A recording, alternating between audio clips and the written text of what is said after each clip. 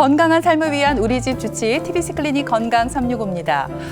몇 년 전 영국의 한 안과에 60대 여성 환자가 찾아왔다고 합니다. 눈이 침침하고 백내장 증상이 있는 것 같다고 했는데 검사를 해봤어요. 그런데 이 눈 안에서 정말 깜짝 놀랄 만한 황당한 것이 나왔다고 합니다. 와, 뭘까요? 저도 이거 기사로 봤거든요. 네. 여러분 놀라지 마세요. 무려 콘택트 렌즈인데 아하. 그냥 콘택트 렌즈가 아니라 27장의 콘택트 렌즈가 와. 눈에서 나왔다고 그게 합니다. 들어가요? 그러니까요. 오. 그러니까 35년 동안 한 달짜리 렌즈를 끼우고 그 위에 계속 겹쳐 끼우다가 생긴 일이라고 하는데 영화 파묘에 나온 대사처럼 나와서는 안 될 아주 험한 것이 눈에서 나와버린 거죠. 야, 오늘 오프닝부터 이 멘트가 나가면 1000만 뷰 이상의 시청자들이 오. 보실 것 같다는 생각이 드는데 사실 그가 눈이 불편했던 게 뭐 안구 건조증이나 노화 때문이라고 생각을 했대요. 네. 주치의도 진찰하면서 이게 뭐야? 눈이 휘둥그레졌을 거 아니에요. 네. 무엇보다 이 거짓말 같은 이 실화 앞에서 많은 분들이 이렇게 생각하실 것 같아요. 네.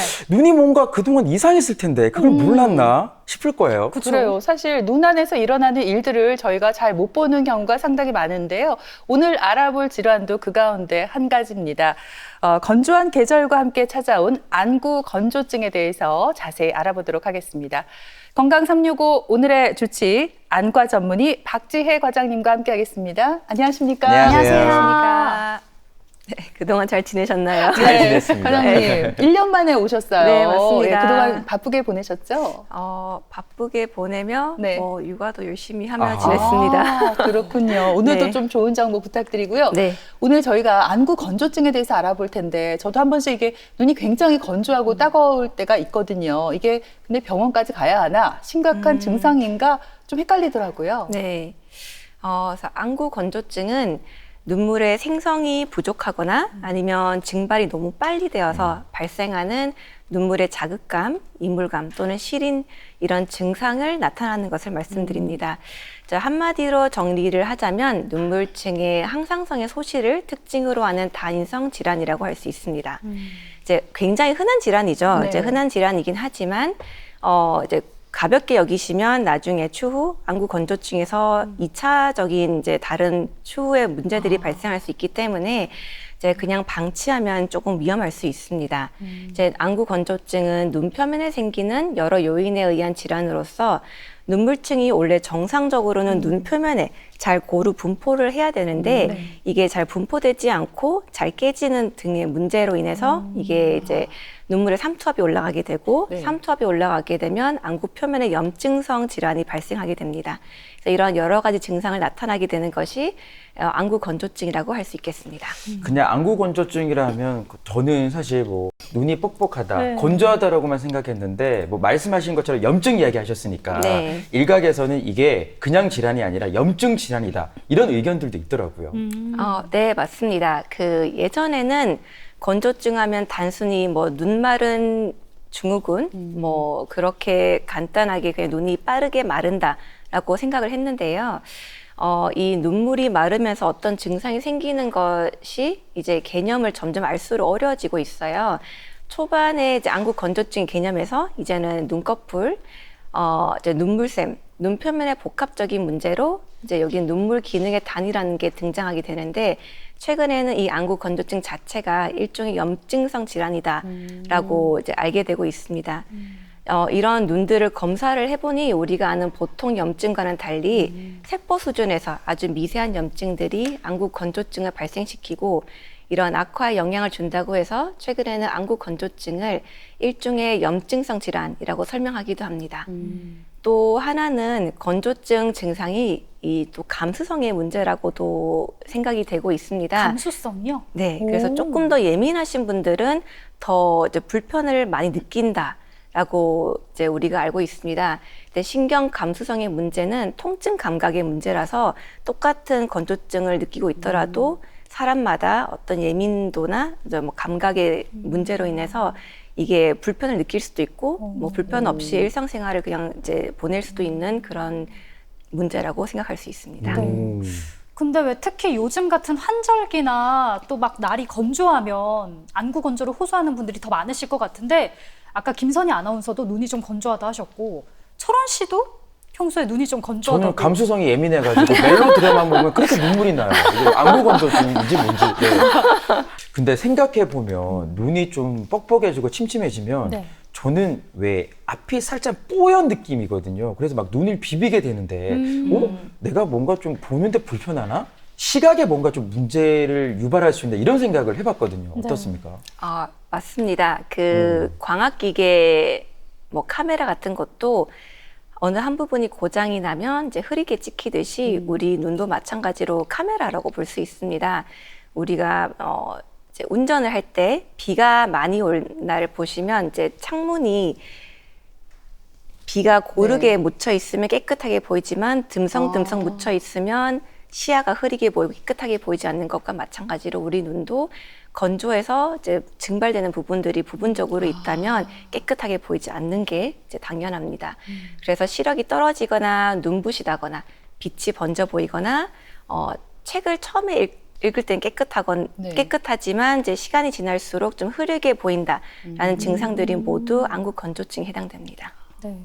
근데 주변에 안구 건조증 때문에 그 병원 다니는 지인들 얘기를 들어보면 아침에 일어났을 때 눈이 특히나 건조하고요. 그리고 또 오후 늦게 됐을 때 눈이 좀 뻑뻑하다 이런 얘기를 하더라고요. 이게 뭐 이유가 있는지가 궁금합니다. 이유가 있기는 합니다. 그 보통 사람마다 증상이 다 똑같지는 않은데요. 보통은 아침에 자고 일어났을 때 악화가 될 수 있는데 그 잠을 잘 때 사람들은 기초 눈물 분비량이 깨어있을 때 비해 현저히 떨어지기 때문에 아침에 일어나면 이제 눈이 붙어 있는 느낌이 나거나 뻑뻑한 느낌이 날 수가 있습니다. 하지만 하루 종일 생활을 할 때 이 미세먼지의 노출도 많아지고 또 눈이 떠 있는 시간이 많기 때문에 표면이 마르게 되고 또 안구 표면 주변에는 이게 자극하는 물질들이 많이 쌓이기 때문에 오후로 갈수록 이런 증상을 느낀다는 분들도 계십니다. 예, 그렇군요. 뭐 사실 생각해 보면 우리 현대인들 살아가면서 이 눈이 건조해지는 환경이 굉장히 많거든요. 뭐 건조한 실내 생활, 요즘 날씨도 건조하고요. 여성들의 경우에는 또 화장을 하니까 아이라이너 그렇죠. 네. 또 이런 것도 해야 되고 아이라인 문신하시는 분들도 있던데 이게 또 안 좋다고 들었어요. 네, 결국 안구 건조증을 악화시키는 것은 우리 눈에 자극을 주는 것들이라고 생각하시면 됩니다. 네. 머리 염색약 또는 세면용품 그리고 화장품, 특히 여성분들이 좋아하는 아이라이너, 네. 아이섀도우 같은 것들인데요. 실제로 검사를 제가 세극등 현미경으로 자세히 보게 되면 우리 눈물층에 이런 섀도우 파우더 같은 게 둥둥 떠다니는 것을 심심찮게 볼 수 있습니다. 아니, 그 세수를 하고 화장 지워도 그게 떠 다닌다는 얘기인가요? 그렇지는 않은데 네. 이제 일상생활 중에 우리가 하루 종일 이 화장을 유지한 채로 있기 때문에 그 화장을 유지한 채로 이제 저한테 진료를 받으러 오시면 이게 다 보이고 특히 제가 안과 의사가 된 이후로 절대 하지 않는 화장은 마스카라입니다. 그래요? 왜요? 마스카라 더 좋은데. 위험해. 마스카라 해야 이쁜데. 네. 필요성이 굉장히 네, 그 세극등 현미경으로 보면 이게 어마무시하게 눈을 괴롭히고 있는 게 보이기 때문에 저를 포함한 많은 여자 안과 의사분들은 의사가 된 이후로 마스카라를 포기하시는 분들이 많습니다. 참아 못하시는 참아 못하는 겁니다. 네. 그래서 안 그래도 건조증이 있는 분들이 네. 이제 눈 화장을 하시거나 이런 자극 요인들에 노출되면 더 증상이 심해질 수밖에 없고 또 아이라인 문신 위치가 특히 우리 말봄샘이라고 하는 우리 몸에 되게 중요한 기관이 있는데 그게 위치한 기관에 우리가 문신을 하게 됩니다. 그래서 젊었을 때는 기름샘이 이제 이 기능이 왕성해서 잘 모르지만 나이가 들수록 이 기능이 떨어지게 되면 증상이 점점 악화되는 걸 느낄 수가 있습니다. 환경적인 요인이라든지 이런 것도 우리 눈에 안 좋을 것 같아요. 네, 맞습니다. 또 환경적인 요인으로는 증발을 많이 시키는 환경인 에어컨, 선풍기, 히터, 헤어드라이기 등이 있고 우울증에 쓰이는 신경안정제나 혈압약, 항히스타민제, 그리고 콧물약은 입도 마르게 하지만 눈도 마르게 하기 때문에 주의를 해야 되고 이외에 콘택트 렌즈 착용, 수면 부족 등이 증상을 악화시킬 수 있습니다. 여러 가지 이제 원인들 말씀을 해주셨는데 저도 눈 건강 지키려고 나름대로 뭐 온찜질도 하고 근데 온찜질 끝나잖아요. 네. 스마트폰을 다시 보는 제 모습을 보고 이거 이래도 되나 싶을 정도로 네. 좀 자괴감이 들 때가 있거든요. 반복이네요. 반복이죠. 왜냐하면 컴퓨터도 계속 하게 되고 아이에게도 스마트폰 하지 말라고 하지만 저도 보게 되거든요. 그렇죠. 이런 원인 때문에 병원에 오시는 분들이 꽤 많겠죠? 네, 많이 오십니다. 일반적으로 사람들은 1분에 16회에서 20회 정도 눈을 깜빡이지만 화면을 오래 보면 눈 깜빡임 수가 7회 정도로 줄어들어서 이 안구 건조증이 악화될 수밖에 없습니다. 근데 어떻게 보면 지금 현대 생활에서는 어쩔 수 없는 이제 요소이기 때문에 이런 생활 습관이나 작업 환경이 안구 건조증을 일으키는 데 굉장히 중요한 악화 인자로서 이런 것을 인지하고 개선하는 게 매우 중요합니다. 네. 그리고 또 뭐 라식이나 라섹 같은 시력 교정 수술이 또 눈을 건조하게 만든다 이런 얘기가 있던데 아무래도 이게 또 직접적인 영향이 있을까요?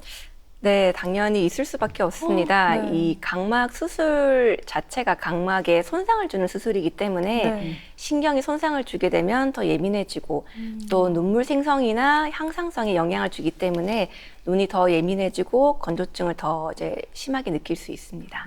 그렇군요.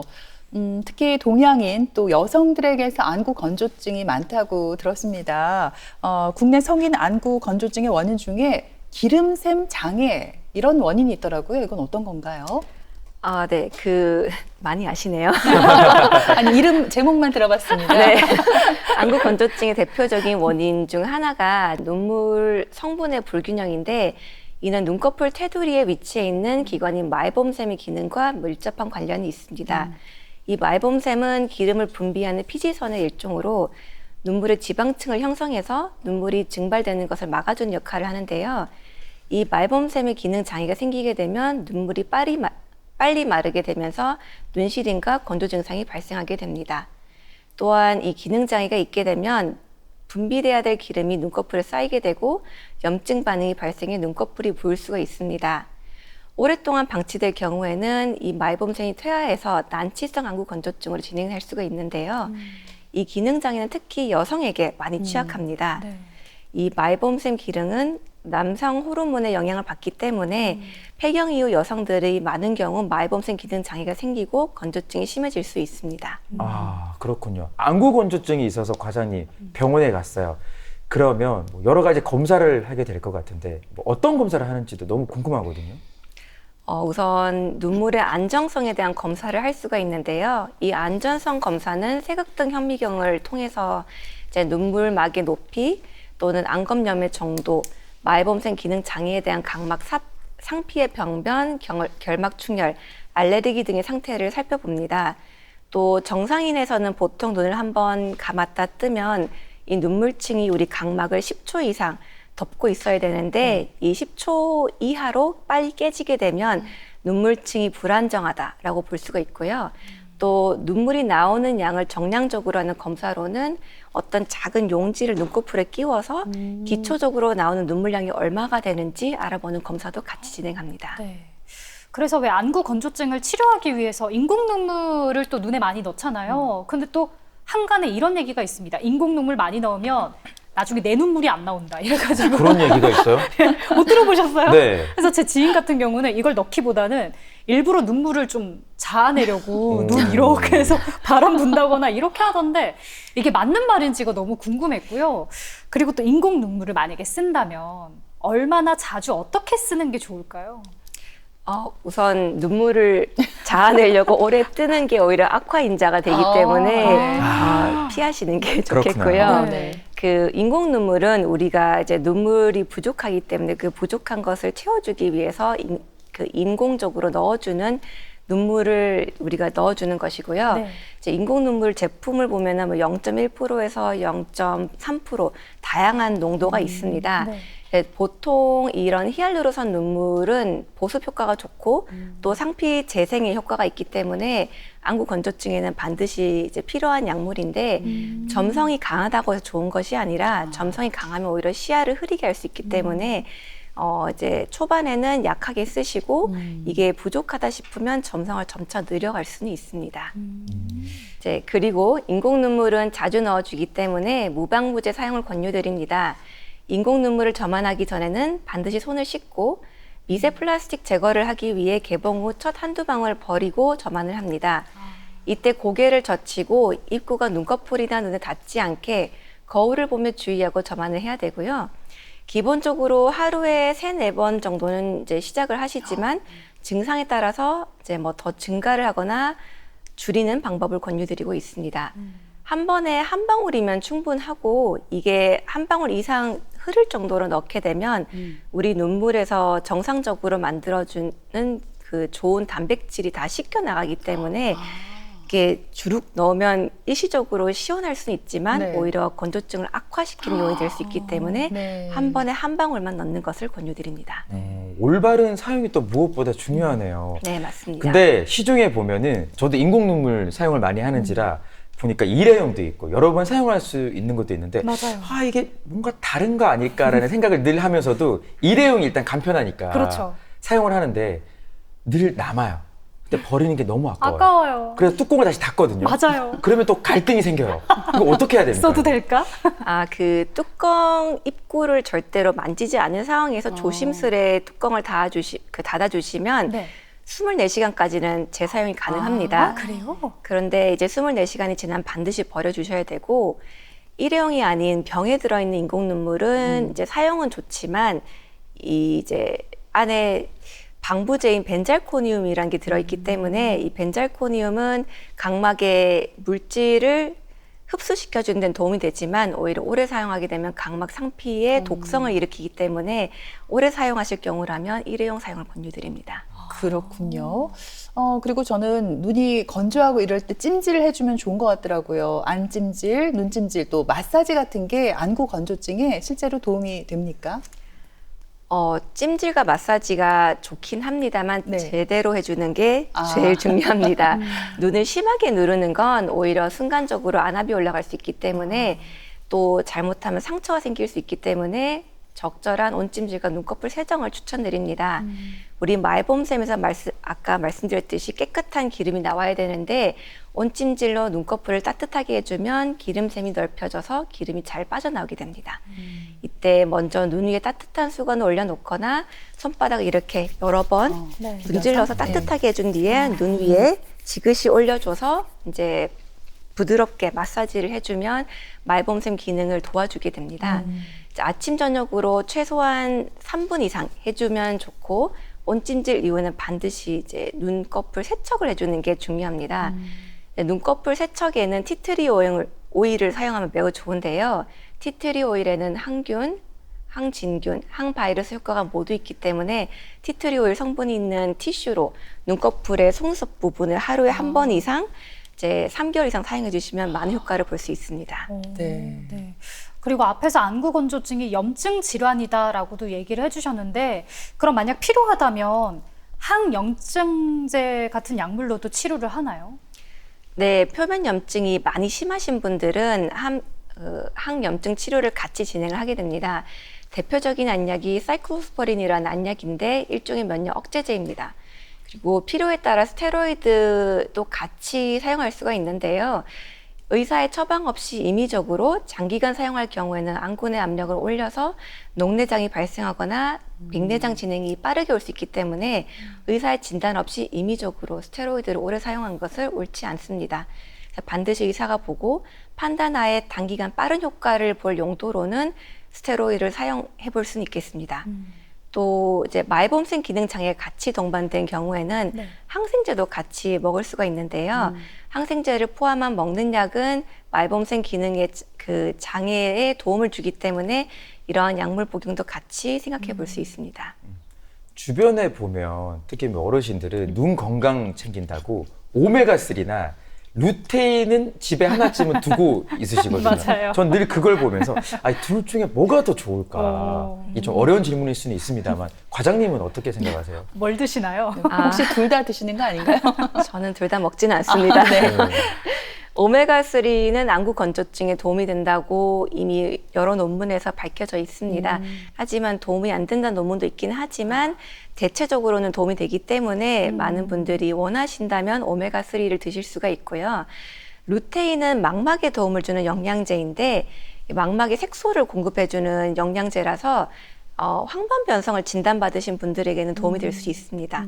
하지만 안구 건조증에는 효과가 있다라는 논문이 아직 나오지 않았기 때문에 굳이 안구 건조증과 관련한 영양제를 추천드리자면 오메가3로 생각해 볼 수 있겠습니다. 예, 그렇군요. 마지막으로 안구 건조증 환자들이 일상생활 속에서 지키면 좋은 생활 수칙 같은 게 있으면 좀 알려주시죠. 우선 첫 번째로는 눈꺼풀을 제대로 깜빡이는 것입니다. 눈을 제대로 깜빡인다는 것은 눈꺼풀을 온전히 감았다가 떴을 때 눈물이 한번 순환하는 것인데요. 특히 독서나 전자기기를 사용한 중에는 무의식적으로 눈 깜빡임 횟수가 줄어들기 때문에 중간중간에 휴식 시간을 가져주시고 눈을 인위적으로 깜빡여주거나 쉬게 해주는 게 중요합니다. 또 앞에 말씀드렸듯이 온찜질, 눈꺼풀 세정, 그리고 인공 눈물의 적절한 사용이 중요합니다. 또 마지막으로 자외선 차단을 생각해 볼 수 있는데 눈이 지나치게 자외선에 많이 노출되게 되면 안구 건조증이나 각막염, 백내장, 황반 변성이 생길 수 있기 때문에 자외선이 강한 날에는 이제 선글라스나 챙이 넓은 모자를 쓰는 게 도움이 될 수 있습니다. 또 선글라스를 살 때는 자외선 차단 코팅 여부 및 차단율을 확인하고 구매 후 3년 이상이 지났다면 렌즈 자체에도 차단력이 떨어지기 때문에 재구매를 하시는 게 좋겠습니다. 그래서 안구 건조증은 단순히 병원에서 일회성 치료로 좋아지는 질환이 아니고 환자 본인의 꾸준한 노력과 생활 습관, 직업 환경이 개선이 같이 동반되어야지만 환자 본인도 어느 정도 약간 만족을 느낄 수 있는 질환이기 때문에 이제 꾸준한 노력이 필요한 것이라 생각할 수 있습니다. 네, 그래요. 건조한 계절인데요. 우리가 눈 건강에도 좀 더 주의를 기울여야 할 것 같습니다. 지금까지 도움 말씀에 안과 전문의 박지혜 과장님께서 수고해 주셨습니다. 오늘 말씀 고맙습니다. 고맙습니다.